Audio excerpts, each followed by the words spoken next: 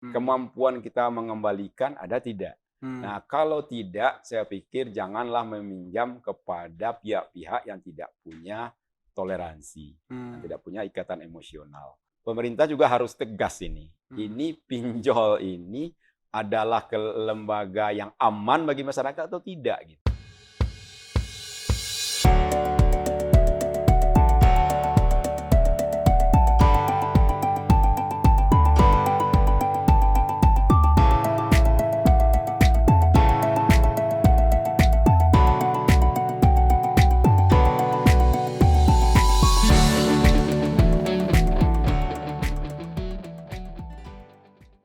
Halo, kerabat Andalas TV, berjumpa lagi bersama saya Rudi Antono dalam program Andalas Ngepas, Andalas Ngobrol Lepas. Dan saat ini kita akan berbincang dengan sosiolog dari Universitas Andalas, yaitu Bapak Dr. Indradin MSI.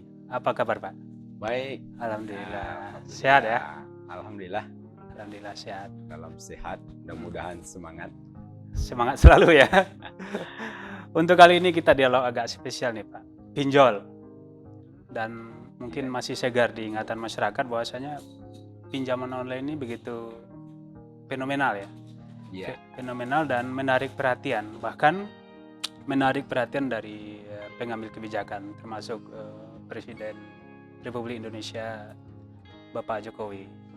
Bapak sendiri melihat fenomena ini seperti apa?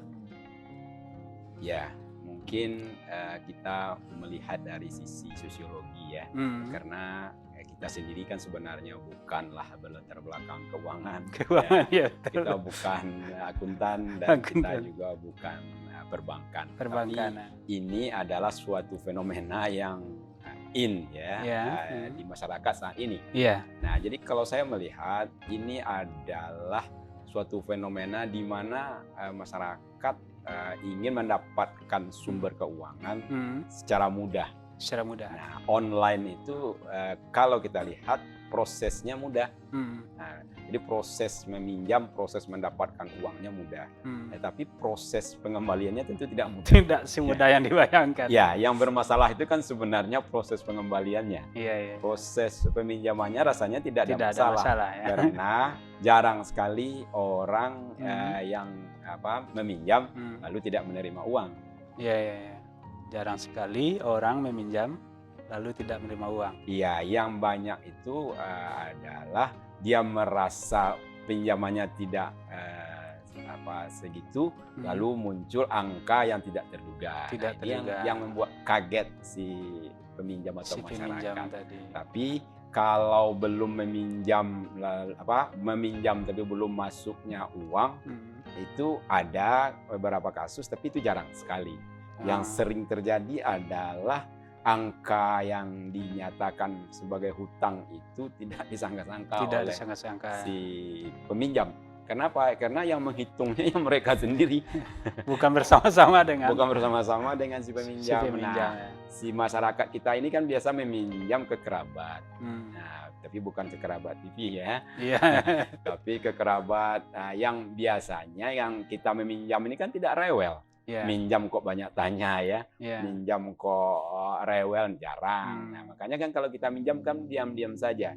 Yang namanya kerabat atau saudara, setelah kita meminjam biasanya jumlahnya tetap, tapi terdengar sama orang lain. Tapi dipinjol nanti jumlah utangnya menjadi luar biasa. Kan itu saja masalah. Itu aja masalahnya. Bukan persoalan legal atau tidak legalnya berarti ya. Ya. Kalau persoalan legal tidak legal itu kan terjadi setelah terjadi sengketa, ya kan? Jadi sengketa terjadi ketidakpuasan, barulah berbicara soal legal tidak legal. Kenapa kok menagih utang saya tidak masuk akal gitu? Kenapa utang saya jadi segitu? Nah, ternyata kan itu adalah akumulasi dari jumlah yang dihitung, bisa jadi per hari, ya kan? Per bulan, per tahun.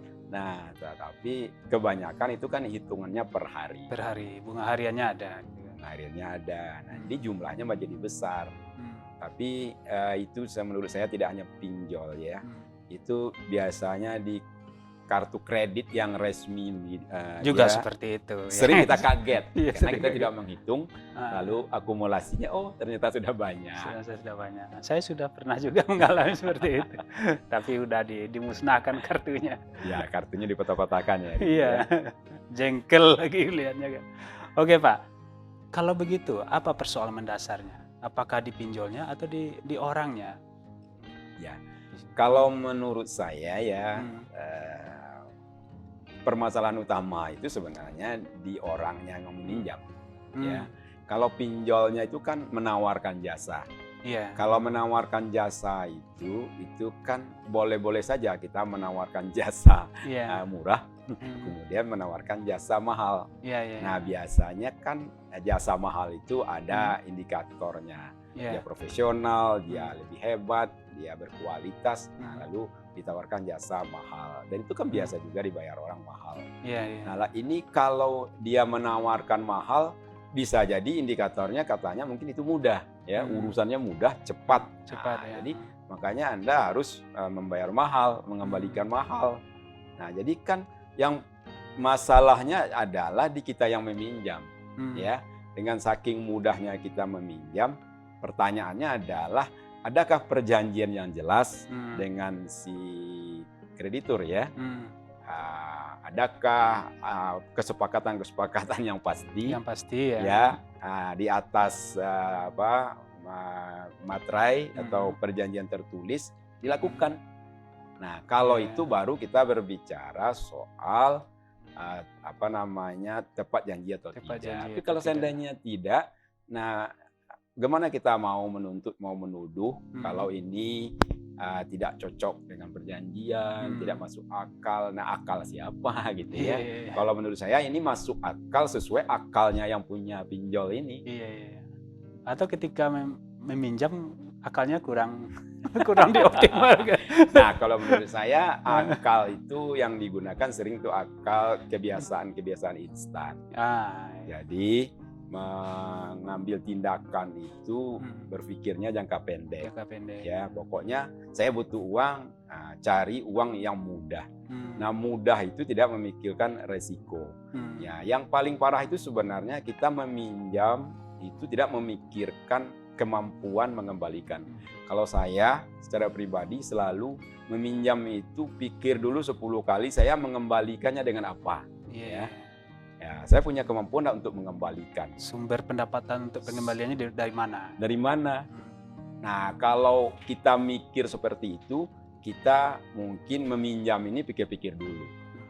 Kalau sumber pendapatannya ada, sudah pasti dia nggak akan minjam, Pak. Ya, nah, masalahnya kan itu ya. Masalahnya kan di situ kan. Kalau pendapatan ada, ngapain minjam? Nah, tapi kan yang namanya pinjam itu pasti kembali. Saya pikir kata kuncinya pinjam pasti kembali. Kemampuan kita mengembalikan ada tidak? Nah, kalau tidak, saya pikir janganlah meminjam kepada pihak-pihak yang tidak punya toleransi, tidak punya ikatan emosional.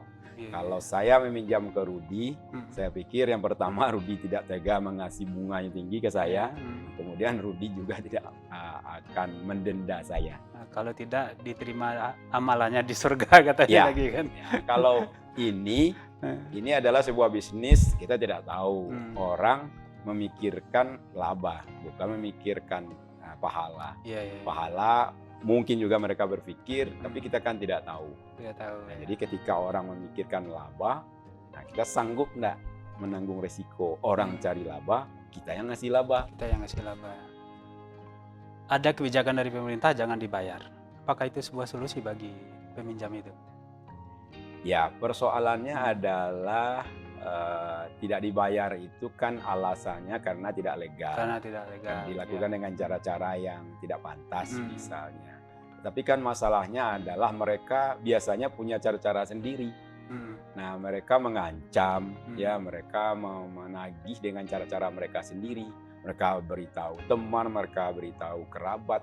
Nah, di situ si peminjam biasanya tidak sanggup, ya, mendingan membayar daripada kita menerima hukuman sosial ini. Ya, diberi aib, ya kan? Diberi aib, ya. Nah, mendingan. Nah, jadi kalau misalnya kata pemerintah tidak usah dibayar, lalu selesai masalahnya, saya pikir yakin sekali orang pasti banyak yang menerima.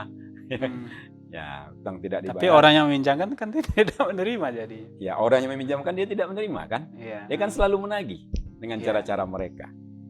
Walau pemerintah mengatakan tidak membayar. Kecuali pemerintah yang membayarkan. Kecuali pemerintah yang membayarkan. Tapi kalau pemerintah hanya mengatakan jangan dibayar, saya pikir tidak solusi. Tidak solusi ya. Ya, karena pasti yang namanya pinjaman itu ada sejumlah uang yang sudah diberikan, yang sudah diserahkan oleh peminjam, oleh yang punya uang kepada yang peminjam. Yang peminjam ya. Pasti ditagih lagi. Pasti ditagih. Tapi kalau menurut saya, kalau kita berutang itu harus dibayar. Jadi tidak ditagih pun mestinya utang harus dibayar. Gitu. Utang dibayar. Minimal pokoknya ya. Iya.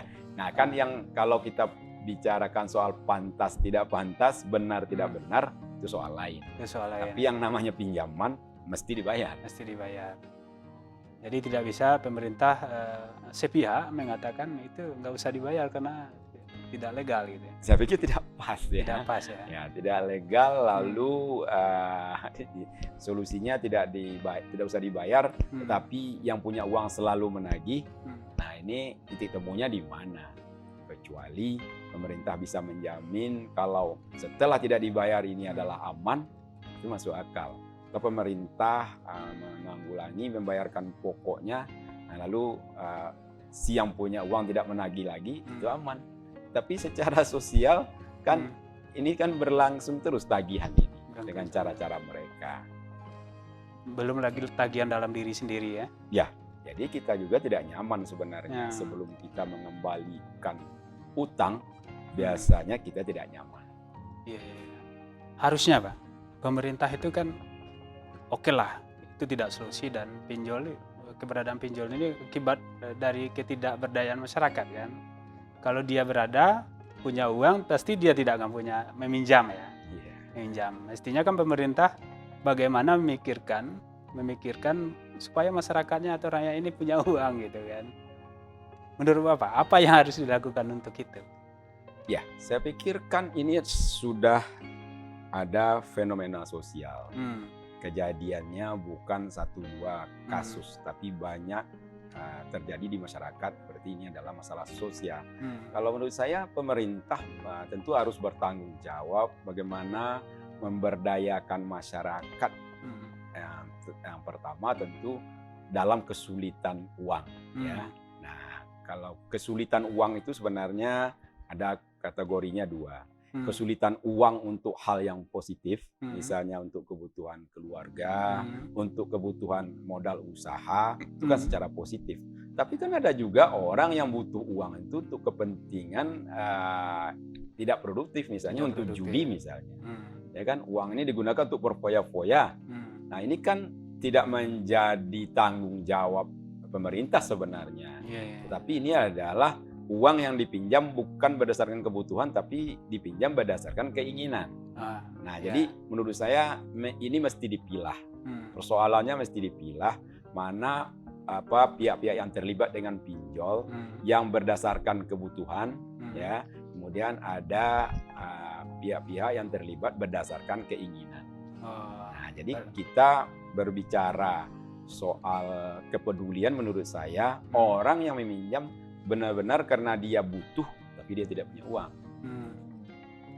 Kalau hanya soal keinginan, ya itu adalah risiko pribadi. Risiko pribadi ya. Tapi bagaimana? Berarti perlu juga diidentifikasi pemanfaatan dari pinjaman itu ya. Ya, menurut saya perlu identifikasi seperti apa perilaku peminjamnya, seperti apa jenis motif orang meminjam.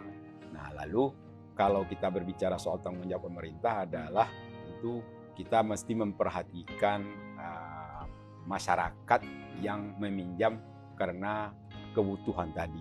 Nah, jadi dia tidak punya uang, dia butuh.